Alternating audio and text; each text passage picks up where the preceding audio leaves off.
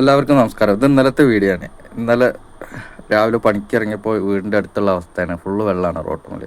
വാഹനങ്ങളൊന്നും കടന്നു പോകുന്നില്ല. ഇതിൻ്റെ ഒരു ദയനീയമായ അവസ്ഥ ഞാൻ കണ്ടത്. അതിൻ്റെ അടുത്തൊരു വീടുണ്ട്.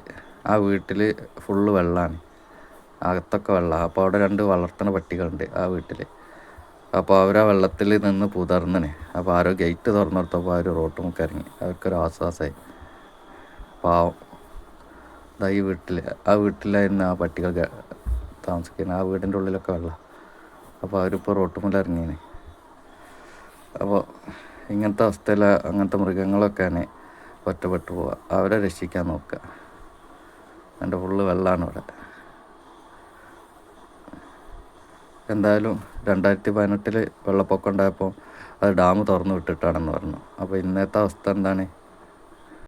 എല്ലാവരും സുരക്ഷിതമായിട്ട് ഇരിക്കാൻ ശ്രമിക്കുക. വെള്ളം കയറുന്ന ഏരിയയിലാണെങ്കിൽ അവിടുന്ന് മാറി താമസിക്കാൻ നോക്കുക. എല്ലായിടത്തും വെള്ളം കയറിക്കൊണ്ടിരിക്കുകയാണ്. അപ്പോൾ എല്ലാവരും സുരക്ഷിത സ്ഥാനത്തേക്ക് മാറുക, അത്രേ പറയാനുള്ളൂ. വെള്ളം കാണാൻ വരുന്ന കുറേ ആളുകളുണ്ട്. അവരും ശ്രദ്ധിക്കുക. ചില വാഹനക്കാരോട് അങ്ങോട്ട് പോകരുത് പറഞ്ഞാൽ അവർ പറഞ്ഞാൽ കേൾക്കാതെ പോകുന്നുണ്ട് ചിലർ. കണ്ടില്ല, അയാൾ പോകുന്നത് അവിടെ പോകണ്ട പറഞ്ഞിട്ട് പോയതാ. വണ്ടി അവിടെ ഓഫായി.